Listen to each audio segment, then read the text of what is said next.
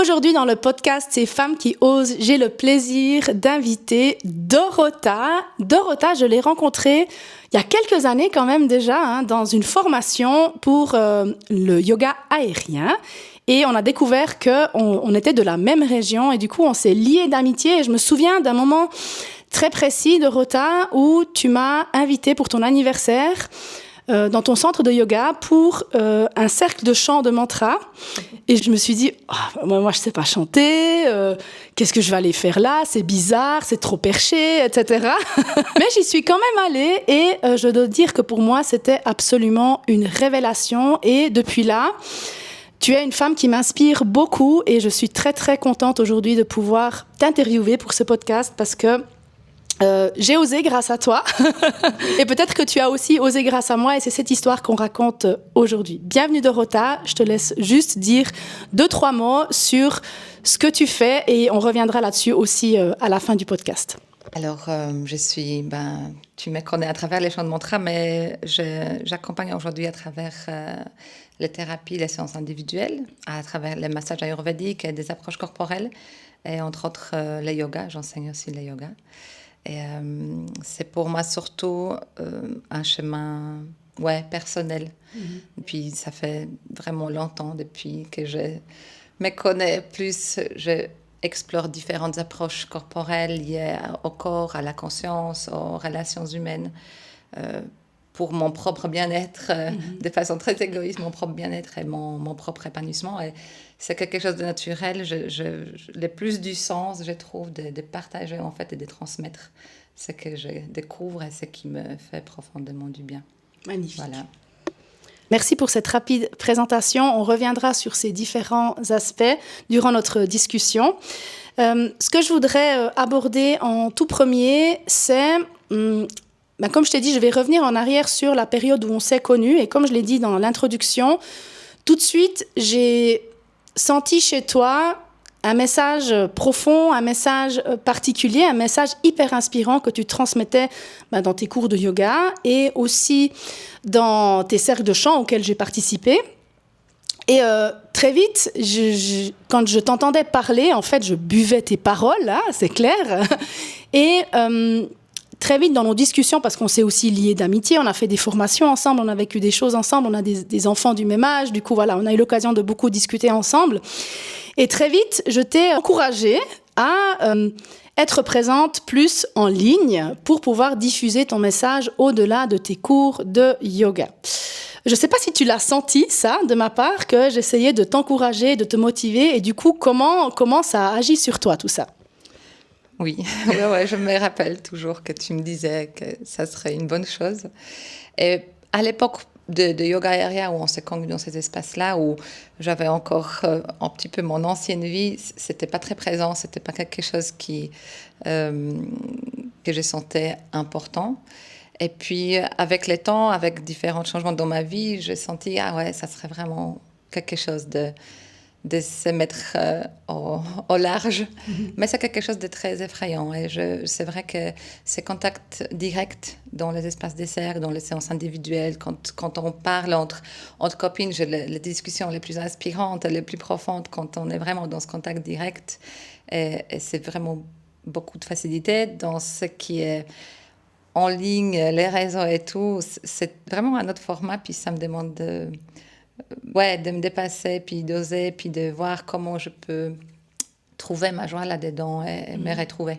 Du coup, est-ce que tu arrives à identifier peut-être ce moment où tu t'es dit, maintenant j'aurais envie quand même de diffuser mon message de manière plus large. Quelles ont été tes difficultés principales ou tes points de blocage principaux ou peut-être tes croyances que tu as dû surmonter? Alors, c'est pour moi aussi pas quelque chose qui est acquis. C'est vraiment quelque chose, même pour aujourd'hui, pour être ici, c'est aussi chaque fois un pas, un autre pas, une autre facette de dépasser, de faire quelque chose de nouveau ou différemment. Et pour moi, cette notion d'oser n'est pas un sort une fois qui est acquis pour toujours. C'est comme tous les jours, il y a un espace où je peux encore davantage explorer et trouver une certaine authenticité et vérité de moi-même que je peux partager. Puis, Il y a beaucoup, beaucoup de choses, beaucoup de blocages en fait liés à ça. C'est pour ça, c'est quelque part vraiment ce travail intérieur. Et je trouve que pour oser, j'aurais pensé peut-être avant qu'il faut du courage, de la confiance. Et je vois aujourd'hui, avec tout le travail que je fais personnellement, qu'il y a cette notion vraiment dans des couches plus profondes qui est primordiale pour moi. C'est cette sécurité intérieure dans les liens humains, en fait. Parce que je vois beaucoup d'insécurité et de blocages viennent de peurs de rejet, d'être attaqué, d'être critiqué.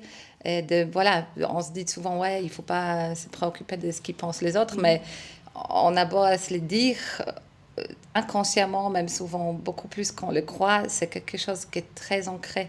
Parce que dans notre mémoire lointaine, on n'a peut-être pas eu l'espace ou on ne s'est pas senti sécure de s'exprimer dans toutes nos facettes. Alors aujourd'hui, c'est ce travail pour moi de dénouer ces espaces et de trouver de plus en plus de sécurité humainement, où j'ai des espaces privés où je la construis, je la choisis et je sens de plus en plus d'aisance et de sécurité de m'exprimer, d'exprimer vraiment tel que je suis. Puis après, de toute façon, on ne peut pas faire sans la critique, on ne va pas plaire à tout le monde, mais vu qu'il y a cet espace privé qui me régule énormément, ça devient de plus en plus facile de sortir dans le monde et se montrer et prendre la place. Et c'est dans cette sécurité-là, relationnelle pour moi aujourd'hui, qu'il y a cette confiance qui grandit, qu'il y a ce courage qui devient naturel en fait, que ça devient juste pas un courage qu'on doit pousser ou forcer, mais juste un pas qu'on a envie de faire en avant, qui vient vraiment de nos tripes et puis qu'on ne peut pas résister. J'aime beaucoup cette histoire de tripes. Quand je t'entends parler, pas ici maintenant, mais justement dans les espaces dans lesquels on a discuté tout à l'heure, moi, j'ai vraiment l'impression que les mots, ils te traversent, ils te tombent dessus comme ça dans ton esprit. C'est hyper inspirant parce que moi, j'ai toujours l'impression que je dois structurer ma pensée, que je dois préparer à l'avance ce que je vais dire.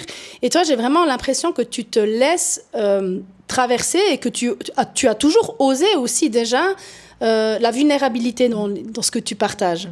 Du coup, qu'est-ce qui fait, à ton avis, que c'est facile dans un cercle de chant, que c'est facile dans un espace protégé, si on veut, ou on est peut-être en plus petit groupe aussi, et qu'est-ce qui fait que c'est plus difficile quand c'est en ligne ou devant une caméra? Alors, il y a quelque chose qui me vient tout de suite, c'est quelque chose qui m'a freiné énormément, c'est ce truc, je ne peux pas l'effacer. C'est comme quelque chose que je ne peux pas retirer. Si je parle avec toi, ça reste en nous, puis personne d'autre est témoin. S'il y a un groupe de 10-20 personnes, c'est pareil. Si c'est en ligne, ça reste figé. Et puis longtemps, c'est blocage un petit peu, mais attends, ce que je partage aujourd'hui, c'est comme une notion d'être dans la certitude de ce que je dis. Puis finalement, quand c'est quelque chose de figé qui reste là comme ça, que je ne peux pas changer, en fait, moi, j'évolue à chaque fois. Peut-être je partage quelque chose aujourd'hui qui me traverse. Et puis 6 mois plus tard, il y aura une mise à jour majeure qui n'est plus tout à fait cohérente. Puis je me dis, mais si quelqu'un l'entend, et puis c'est plus du tout la vérité d'aujourd'hui. Donc il y a cette notion de me donner l'espace et la liberté de me dire que, voilà, ça peut me traverser, je peux le partager, puis juste me rappeler, je peux toujours me réinventer. Ouais, c'est hyper intéressant et c'est quelque chose auquel j'ai pas encore vraiment beaucoup pensé, mais qui fait écho en moi, ce truc de laisser finalement une trace qui représente un instant T et que effectivement tu peux changer d'avis. Et d'ailleurs, c'est quelque chose que je vois énormément, c'est que on ose changer d'avis en fait. Et moi-même, j'ai changé d'avis sur plein de choses et ce serait finalement dommage aussi de rester planqué sur ces principes ou bien sur ces idées parce que on n'a pas envie de ne pas être cohérent avec ce qu'on a dit il y a 6 mois. Et c'est vrai que le en ligne peut peut-être donner cette impression qu'on écrit quelque chose, on grave quelque chose et puis après c'est là pour toujours. Donc ça, c'est un des blocages que tu as surmonté, donc je trouve ça super. Est-ce qu'il y a autre chose peut-être qui a plus à voir avec la technique? Oui, bien sûr. Le deuxième aspect, c'est que comme tu dis, ces instants où ça me traverse, c'est toujours très vaste, très profond. Puis c'est vrai, dans l'espace comme Instagram, Facebook et autres, des réseaux sociaux, On sait aujourd'hui que notre concentration est l'attirer l'attention de l'autre et puis pouvoir vraiment transmettre le message qui est au cœur de peut-être un long discours qui n'est pas nécessaire. Pour moi, c'est un défi énorme tous les jours. Et du coup, je me permets dans ça d'utiliser une de mes ressources qui est la plus importante. C'est celle où je peux demander de l'aide et m'inspirer et apprendre des autres. Donc ça, c'est vraiment quelque chose que je mets en place dans de plus en plus d'espaces de ma vie. Et puis, une entre elles, c'est cette communication et cette présence en ligne. Et toi, tu as été ici vraiment une inspiration, puis une aide très précieuse à diverses propositions qui m'ont beaucoup fait tilt, parce que je suis quelqu'un qui se débrouille. Je suis débrouille, voilà. Et j'ai une lignée de femmes derrière moi, voilà, des femmes fortes. Et j'aurais cette tendance aussi de me dire... je peux le faire toute seule. Puis je vois que souvent, ça touche vraiment beaucoup de solitude. Des solitudes. Et je me dis, même si je pourrais, mais pourquoi le faire toute seule, puis rester comme ça, un petit peu isolée dans ma bulle. Et c'est ça surtout, dans la mastermind qu'on a fait. Vraiment, c'est ces espaces que je cherche pour ça, pour ne pas me sentir seule, pour avoir cette connexion où on s'inspire les uns les autres. Et justement, je trouve quand on commence à s'exprimer, partager dans le plus large, c'est ça qui est inspirant. C'est cette connexion, on peut vraiment apprendre, s'inspirer les uns les autres. Et c'est pour ça aussi, j'avais cet élan de me dire, mais il y a tellement de choses qui se passent en moi intérieurement et j'aimerais les partager pour que ça inspire, parce que je vois à quel point c'est que les gens partagent à leur tour dans leur espace m'inspire moi-même. Et je me dis, c'est vraiment une danse de laquelle on peut tous offrir et recevoir énormément. Bah, c'est magnifique, tu viens de résumer mon travail en fait en gros, parce que moi c'est exactement ça qui me fait vibrer. Moi j'avais envie que toi tu puisses justement partager ton don avec le monde entier à travers ce format, et j'ai bien sûr envie que d'autres femmes, d'autres hommes bien sûr aussi, mais d'autres femmes puissent en fait utiliser, dépasser ces peurs aussi justement comme tu as fait, pour pouvoir transmettre leur message. Et puis moi j'ai l'impression que comme ça, c'est comme si j'avais un effet d'amplificateur à travers ce que je partage, à travers comment je vous aide avec les formats que je propose, pour pouvoir amplifier un petit peu le message. Et du coup, j'ai l'impression que je participe un peu à ça, que c'est ma micro-contribution, même si je serais incapable de partager les mêmes choses que toi, les mêmes mots que toi, etc. Et le fait de pouvoir en fait proposer cette aide, ces espaces pour encourager ça, j'ai l'impression que j'ai ma petite contribution. Donc du coup, je pourrais mettre ça sur ma page de vente, ce que tu viens de dire. Et effectivement, j'ai eu l'impression que le mastermind vidéo, donc c'était un mastermind pour oser la vidéo, ça avait été un premier déclic pour toi. Pour ça. Je sais aussi que tu aimes bien les challenges. Quand, je sais que tu as fait dernièrement aussi un challenge de 30 jours de vidéo. Donc voilà, dis-moi peut-être comment ça se passe pour toi, ces moments où tu fais partie d'un espace comme ça, où tu te lances un challenge. Quelle est la différence ou quelle est la motivation derrière? Alors, la motivation derrière, vu que le fait de le faire, c'est tellement... réveille tellement de choses à l'intérieur plus profond, c'est une façon pour moi de trouver de la joie, en fait. De trouver de la joie dans toute la profondeur et tout ce que ça cherche dans mes tripes, de trouver une façon quand même de le faire avec plus de légèreté et plus de joie. Et ça, c'est vraiment un moteur important. Et quand je suis dans le lien avec les autres, ça s'active automatiquement. Et quand je suis dans des espaces créatifs, qui aussi donc me traverse les challenges que j'ai fait des 30 jours. Je sais pas, j'ai amené les enfants au bord du lac à la place des jeux, puis je me suis couchée dans l'herbe et puis j'étais là, ça fait si longtemps, juste 3 minutes d'être toucher la terre et puis être au soleil. Puis je me suis dit, je veux faire un petit truc des 30 jours, des 5 minutes de comment on peut se recharger. Voilà. Et puis voilà, c'est parti un petit peu comme ça. C'était un challenge de le faire, et puis même je me suis permis de finalement de ne pas les poster vers la fin tous les jours, mais je fais des espaces, je me suis dit, personne ne va vraiment regarder si c'est chaque jour ou pas, donc je me suis dit, alléluia. Et puis voilà, c'est vraiment, je remarque que j'aime cette créativité à travers ça, je sais pas, mettre des musiques, des mouvements, des petites idées, c'est rien de exceptionnel, mais ça me procure beaucoup de joie. Donc ça, c'est vraiment quelque chose qui m'inspire dans ces espaces. Ça aussi, pour moi, c'est un message principal ou un moteur principal, la joie. Tu dois trouver de la joie dans ce que tu fais, parce que si tu te forces tout le temps, même s'il y a des formats qui sont plus faciles que d'autres, bien sûr, mais si tu es tout le temps dans la résistance, ben en fait, ça va se sentir aussi. Et du coup, ça va pas avoir les résultats que tu espères. Et c'est vrai que aussi, ben, dans ton challenge, mais déjà dans les vidéos que tu faisais pendant le mastermind, franchement, tu nous as bluffé. Je crois qu'il y a quelqu'un dans le mastermind qui avait dit, bon, c'est bon, Dorota, elle a cassé le game, là, c'est bon. Et aussi dans les challenges, tu as aussi osé te rendre ridicule dans des vidéos. Comment c'était ça? Comment c'était pour toi? C'était difficile? C'était facile? Tu y as pris du plaisir? J'ai eu énormément du plaisir et aussi des résistances. Je pense que de nouveau, c'est rien qu'acquis de vraiment sortir de sa coquille puis se montrer. C'est vraiment pour moi quelque chose que... ouais... C'était vraiment chouette. C'était ridicule et ça me reconnecte profondément dans quelque chose de vivant. Et c'est profondément lié justement avec tous les freins et tous les cases dans lesquels on est au quotidien. Et je l'ai fait pour ça, en fait. Parce que ça me fait du bien. C'est de nouveau, tout d'abord, un élan égoïste envers soi-même, de juste me libérer de plus en plus et me sentir de plus en plus en lien avec ce qui est vivant en moi. Et vu que ces cases, voilà, elles ont tendance à me refermer de nouveau, souvent de façon inconsciente, bah, il y a des petites pépites comme ça, de pas toujours aller en profondeur et vraiment avec la présence, ce qui est pour moi le principal, mais aussi des petites choses pour... comment on dit, to break the pattern, tu vois, casser les codes. Exactement, de quelque chose qui me freine, qui me fige. Moi, je fais beaucoup au quotidien face au fait que je suis figée.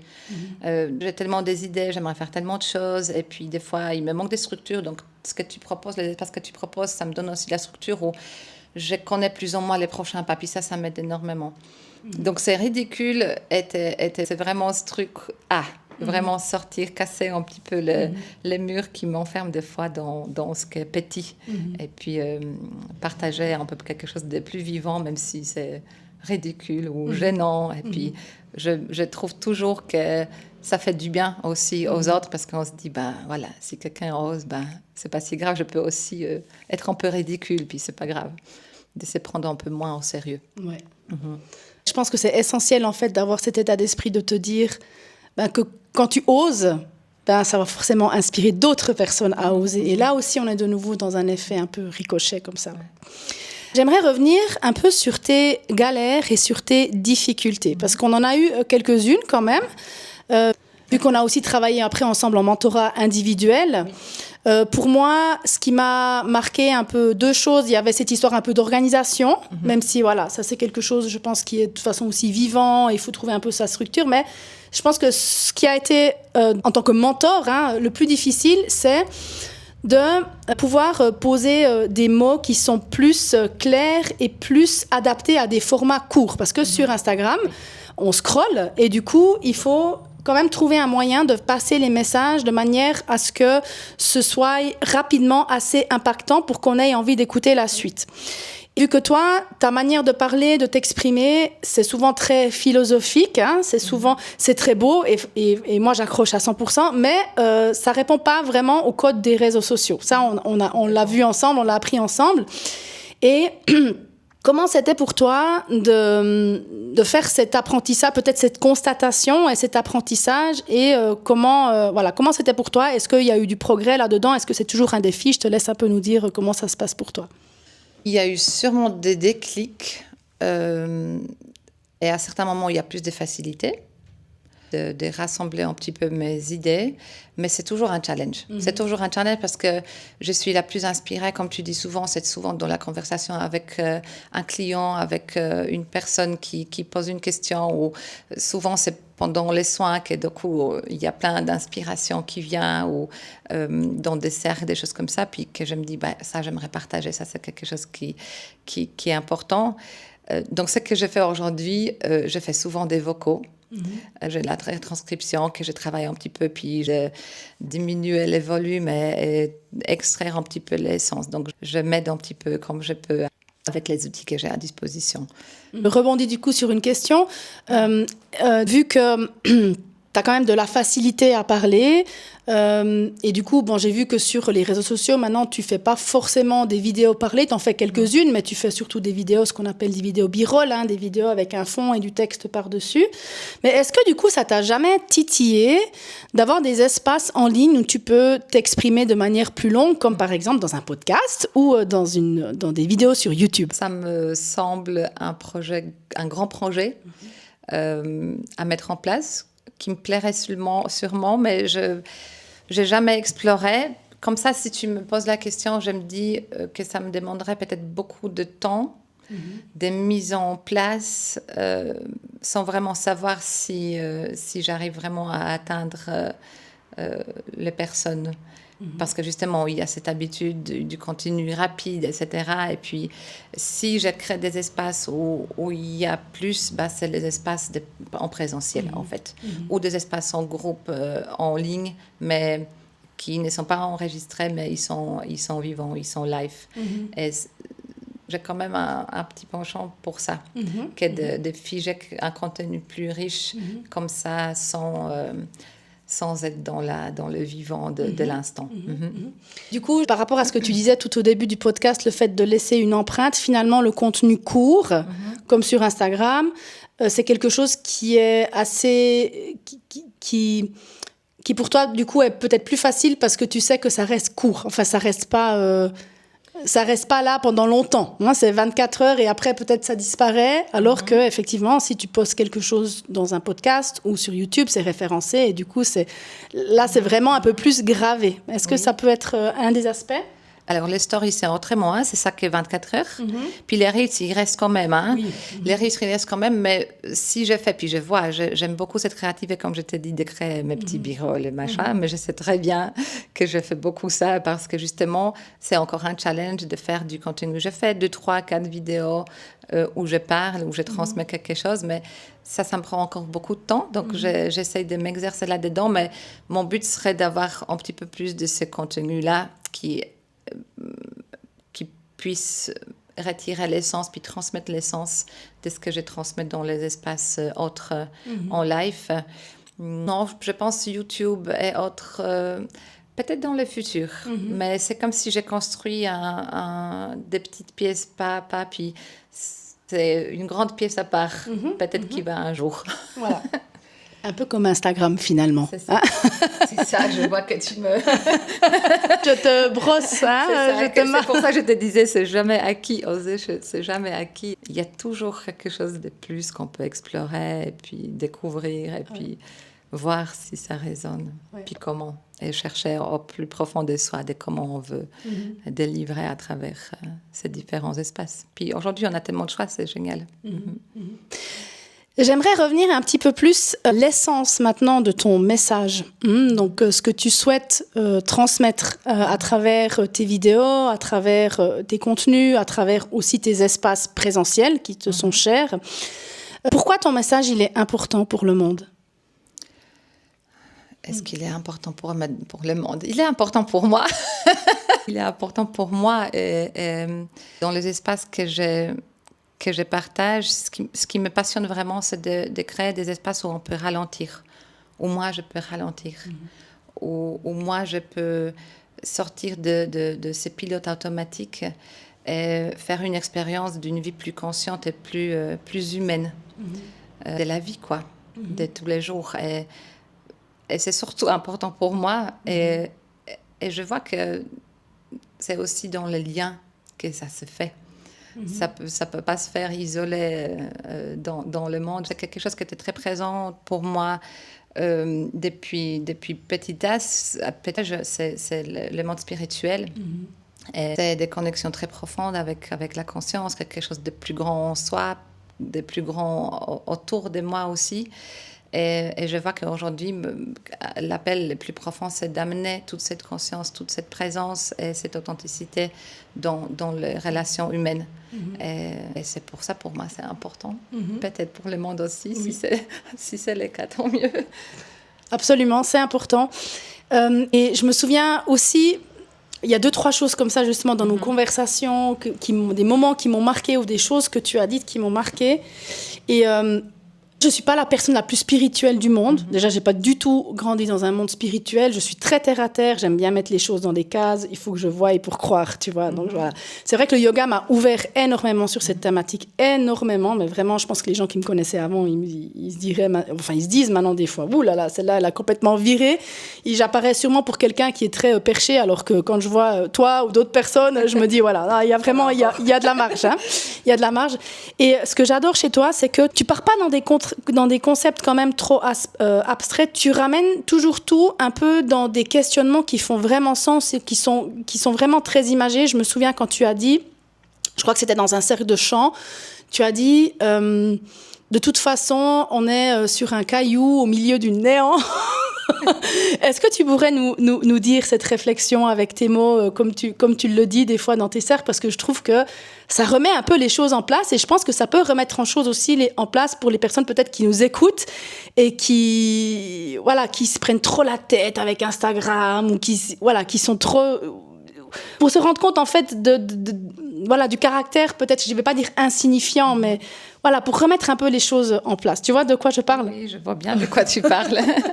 Et j'aime bien amener à moi-même, à me rappeler encore et encore, mais attends, juste maintenant, toi et moi, on est dans l'infini espace et temps.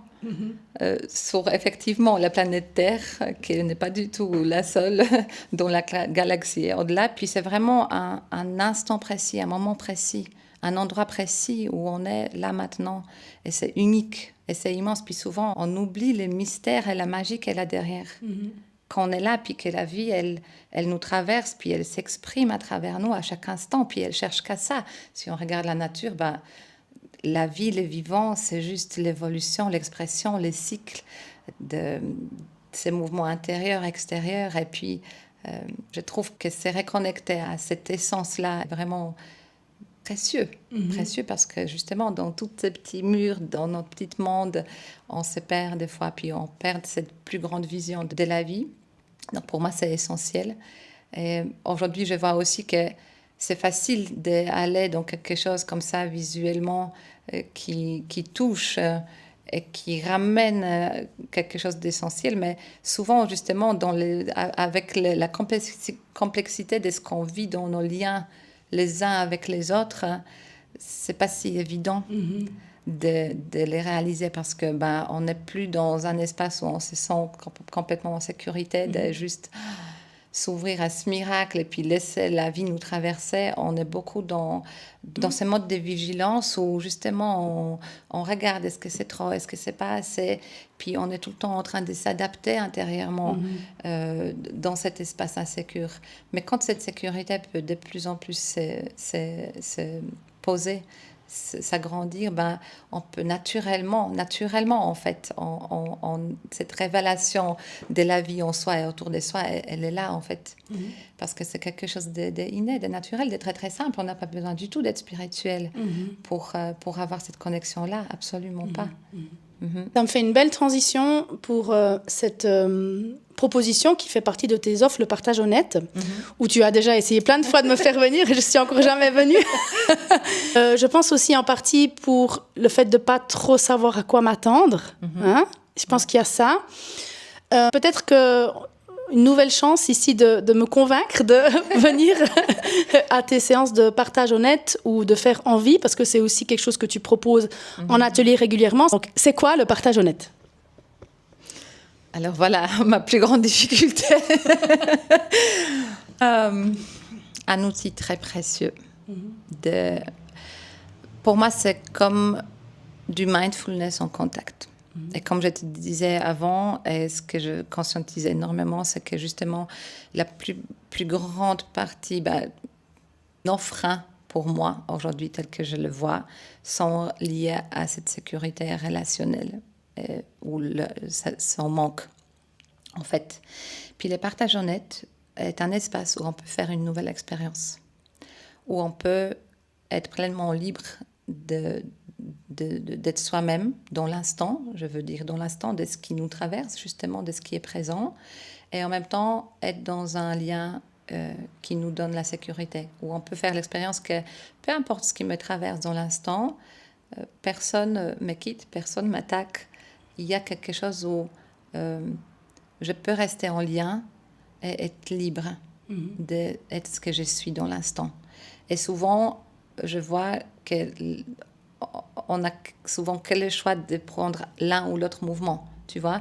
Soit je suis libre quand je suis seule et j'ai de l'espace, et puis là, je me sens, je sens mon axe, mon intuition, je sais ce que je veux et comment je le veux, et peut-être souvent dans le lien, voilà, il y a tous ces freins. Est-ce que c'est trop? Est-ce que c'est pas assez? Est-ce que ça va convenir? Et puis du coup, soit je suis dans le lien, mais à compromis de ma liberté et de ce qui m'habite intérieurement, ou je prends plus cette liberté d'être moi, mais du coup, je prends plus de distance dans les relations. Et donc, c'est quelque chose qui est très important pour notre subconscient. Et il suffit d'une seule personne avec qui on peut le pratiquer. Ça ne doit pas être des grands groupes. Et c'est pour ça aussi le fondateur de cette pratique, Norbert Gopal Klein, c'est un thérapeute très connu en Allemagne et en Suisse alémanique.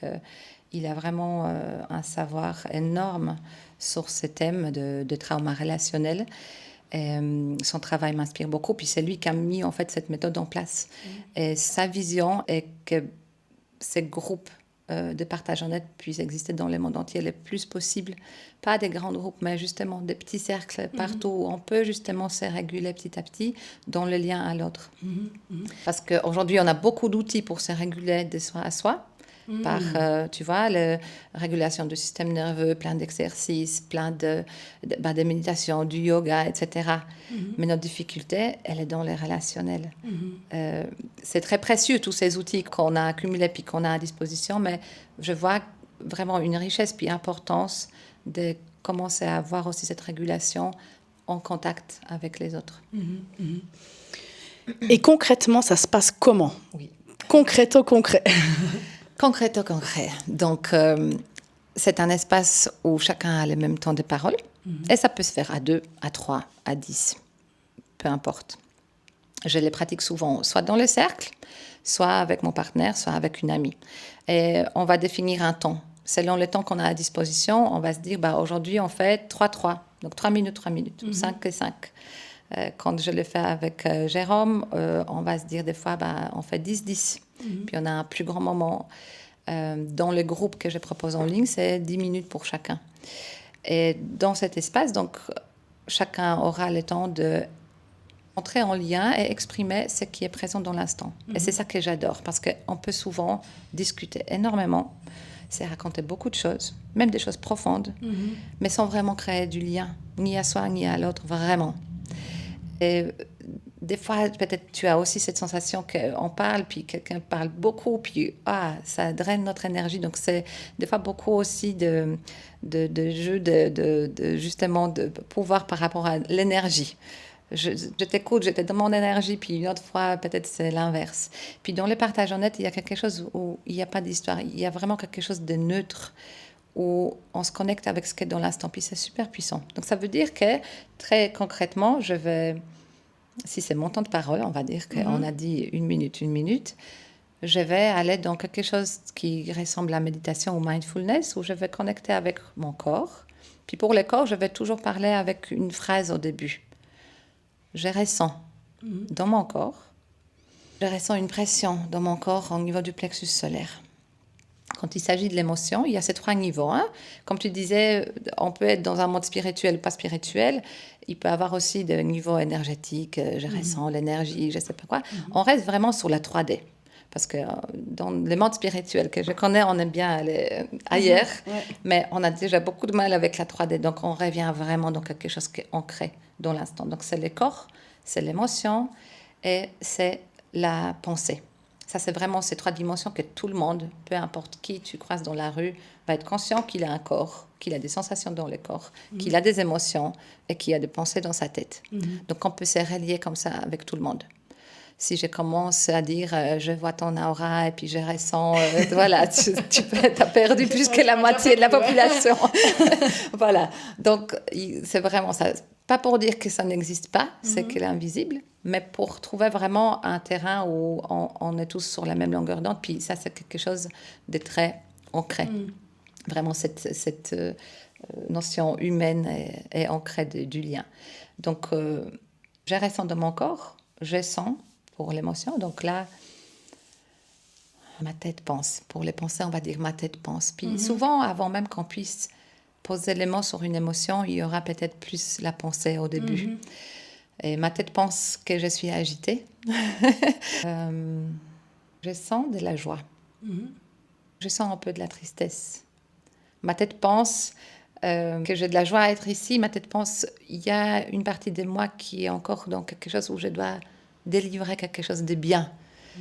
Ma tête pense de respirer un peu plus profondément. Je sens une détente dans mon corps. Ma tête pense, ça me touche de te voir. Je remarque que tu es là et que tu m'écoutes. Voilà, ça c'est un petit peu les process, tu vois. Puis ça va pas, je vais pas te raconter qu'est-ce qui s'est passé hier, pourquoi quelque chose m'a énervé. Il peut y avoir une petite pensée. Ma tête pense que, voilà, il y a une personne ou une situation qui est encore présente. Mais on va vraiment se connecter à ce qui est là maintenant. Et rien que faire vraiment de l'ordre, puis conscientiser, amener plus de clarté, de présence, vraiment de conscience de ce qui se passe en moi. Pour moi, c'était révélateur. La première fois quand je fais ça, je me suis dit, mais je pratique la méditation depuis tellement d'années. Je fais des stages de silence de 10 jours, de différents espaces comme ça. Mais j'ai jamais autant conscientisé puis entré en lien avec ce qui se passe vraiment, avec ce qui se passe vraiment dans mon corps, dans mon émotion, puis dans mon esprit, dans l'instant. Et je trouve une énorme beauté dans ça. Parce qu'on est dans la tête constamment, de façon inconsciente, dans plein de pensées, puis de revenir de ce qui est là. Ça nous fait, on peut sortir de ce... comment on dit? Pilote automatique. Pilote automatique, et puis en plus, cette euro du hamster, quoi. Et vu qu'on le fait dans le lien et pas juste de soi à soi, parce que ça, c'est aussi une grande compensation. J'ai besoin de personne, j'aime le débrouiller tout seul, et puis je vais tout comprendre. Et puis, quand je serai optimisée, et puis bien avec moi-même et avec tout ce qui me traverse, je pourrai aller dans le lien avec les autres. C'est aussi un certain contrôle de ne pas être vulnérable, en fait. Donc, pour moi, c'est des espaces en ce moment les plus précieux qui incarnent vraiment tout le reste dans l'instant. Donc, quelque chose de très conscient et très humain, en fait, dans la vie. Maintenant, si moi, je te partage mon plus grand blocage par rapport à ça, c'est que j'ose pas. J'ose pas venir, je pense, parce que je sais pas si j'arriverais à parler comme ça avec des inconnus, des gens que je connais pas. Oui, et ça, c'est très naturel et c'est très important de les remarquer et de se donner cet espace et cette conscience que c'est quelque chose qui est insécure. Effectivement, ça réveille beaucoup de choses. C'est super important ce que tu partages. Et je trouve vraiment très pertinent de déjà reconnaître que quelque chose réveille de l'insécurité. Ça, c'est vraiment les premiers pas. Et quelque chose qui est fort pour moi, c'est justement, si je remarque, c'est là, peut-être il y a quelque chose qui veut en fait, se sentir plus sécure dans le lien à l'autre. Et finalement, que ça soit...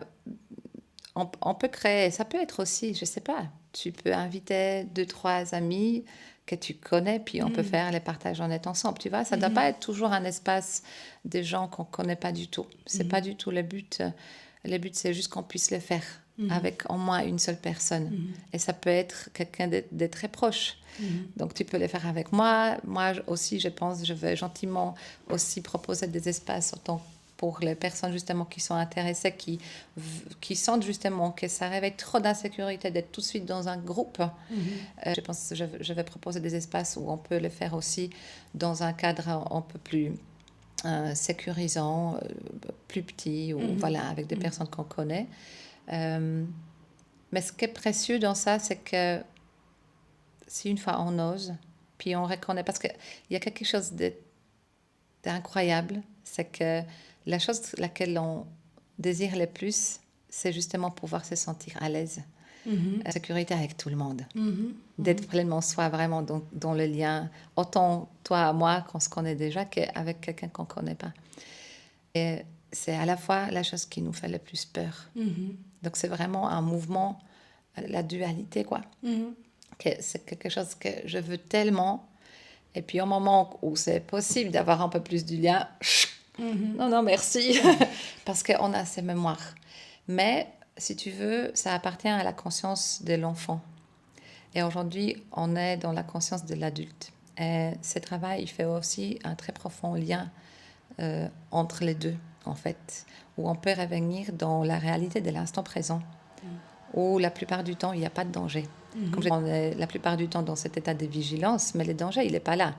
Il n'y a pas personne avec un couteau, pas un lion qui nous court derrière. C'est vraiment l'imaginaire qui fait qu'on se sent en danger. Et de pouvoir vraiment conscientiser cela, d'où ça vient, et c'est relié avec cette conscience d'adulte qu'aujourd'hui a des ressources, pas dépendant de son environnement, qui peut choisir son environnement. Quand on est enfant, on ne peut pas choisir notre environnement, et puis on est dépendant complètement pour la survie, en fait, de cet environnement. Donc, il y a beaucoup de programmes qui se mettent en place pour s'ouvrir, pour s'adapter, pour garder les liens. Mais aujourd'hui, on est toujours dépendant du lien, mais pas d'une seule personne. On peut choisir, on a des ressources, on peut choisir les liens, on peut choisir nos espaces. Et c'est exactement ce qui se passe dans le partage honnête, qu'on peut vraiment venir dans ces espaces, puis tu sais que les personnes qui viennent là ont le même souhait, en fait. Ouais.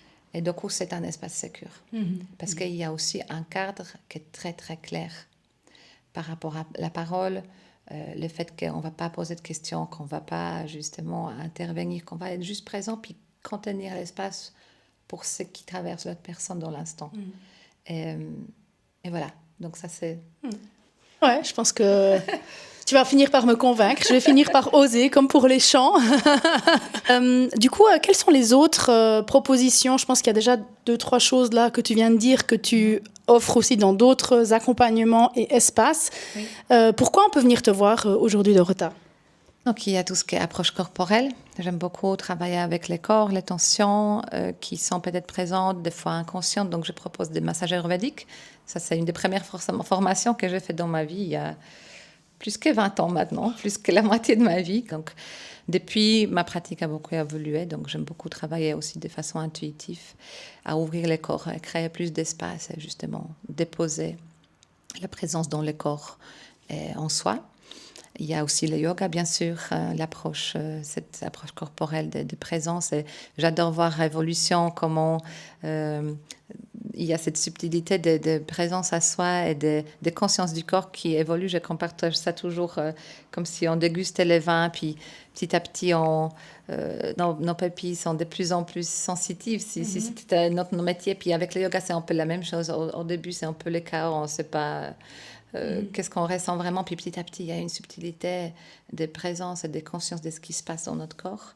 Donc il y a cet espace-là, puis il y a aussi l'espace thérapeutique des séances individuelles où j'accompagne justement pour aller plus en conscience justement de rencontrer ces différentes facettes, différentes parties de nous, ce qui justement nous empêche des fois d'être en paix avec ce qui est là dans l'instant. Et aussi les espaces des groupes justement qui soutiennent, tous ces espaces qui soutiennent finalement la connexion à soi, la connexion à l'autre et à quelque chose de vivant. Et pour pouvoir venir chanter, non? Si. Oui, les mantras, c'est ces espaces de groupe, bien sûr. Les mantras, c'est vraiment l'élixir un petit peu. C'est un petit peu l'élixir de ce que je propose. Donc, quelque chose de très accessible. Bon, très accessible, comme je dis, dans le sens, on ne va pas profondément dans des couches confrontantes, si tu veux. On va vraiment venir se laisser traverser par les sons, par les chants, par sa voix. Pour moi, cette vibration de notre propre voix, c'est la médecine aussi qui ouvre notre corps, notre cœur, notre esprit, puis qui nous connecte à quelque chose d'essentiel aussi. Donc les mantras, c'est mon petit coup de cœur. Mais voilà, ce sont tous de différentes facettes, des grands coups de cœur pour moi que je partage vraiment avec tout mon être. En tout cas, je te remercie de m'avoir fait découvrir ça, parce qu'encore hier, j'ai participé à un de tes cercles de chant. Et c'est vrai que ça m'a permis déjà de déconstruire tous les trucs, genre je sais pas chanter, etc. Parce que la sensation est juste incroyable d'être là, justement, dans un espace quand même sécuritaire où il y a quelqu'un qui tient l'espace déjà et où on peut voir, un peu comme tu as expliqué pour le yoga ou pour cette dégustation de vin, je peux aussi voir mon évolution par le premier cercle à ton anniversaire où j'étais venue et puis où, je pense que je faisais et puis hier où j'ai senti que je pouvais vraiment me lâcher malgré ma voix un peu cassée et de ressentir en fait l'énergie du groupe et puis d'oser. Pour moi, ça revient vraiment beaucoup à cette notion d'oser, d'oser diffuser sa voix, et ça c'est aussi un de mes messages principaux. Donc, merci pour ça, Dorota. Merci pour ton inspiration infinie pour plein d'autres choses. Je vais mettre dans la description de l'épisode tous tes liens pour qu'on puisse te retrouver. Et j'aimerais terminer par 3 questions. Je vais venir les relire parce que j'ai un peu perdu le fil. Où je vais te demander, est-ce que tu oserais... Oui. Et tu réponds sans faire un roman. Tout simplement, ça peut aussi être juste oui ou non, ou un petit complément. Est-ce que tu oserais ou pas? Alors, Dorota, est-ce que tu oserais te baigner nue dans le lac à minuit? Je l'ai fait hier soir. Pas à minuit, à 22h. Je suis sortie des champs, je suis rentrée chez moi, il pleuvait, donc je n'avais pas besoin d'arroser les plantes. Et je suis directement allée promener, c'était magnifique. Et je me suis dit, non, je ne vais pas me baigner, je vais juste tremper mes pieds. Mais l'eau était tellement bonne, j'ai tout enlevé, j'ai sauté dans le lac. Et c'était magnifique.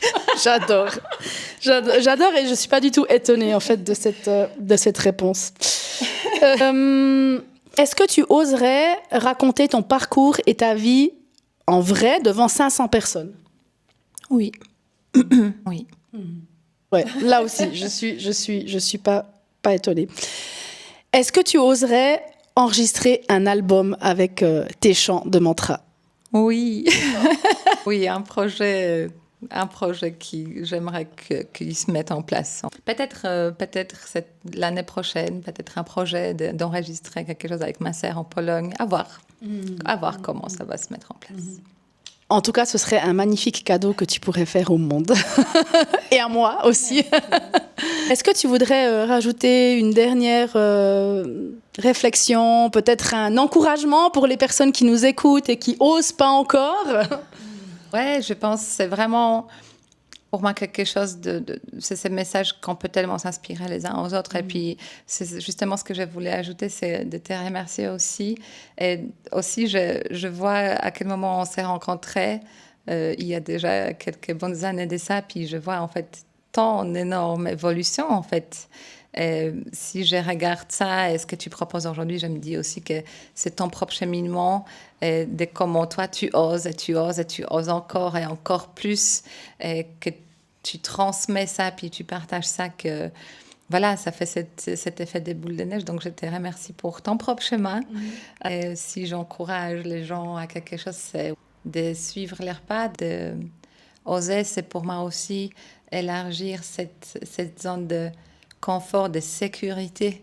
Et c'est justement, je pensais, on a tous ces espaces où on est à l'aise, où on ose déjà, mais il y a toujours un nouvel espace où on peut se sentir aussi plus à l'aise, là où on ne se croit pas peut-être être encore. Magnifique. Merci à toi infiniment. Merci beaucoup Dorota. Merci à vous d'avoir écouté ou regardé cet épisode. N'hésitez pas à le partager à d'autres femmes qui ont peut-être besoin du petit déclic pour elles aussi oser. N'hésitez pas à nous laisser un petit commentaire sous la vidéo si ça vous a parlé, si ça vous a inspiré. Et bien sûr, n'hésitez pas à rejoindre Dorota dans ces espaces pour vous aussi faire l'expérience des magnifiques propositions qu'elle offre au monde. Merci beaucoup. Merci.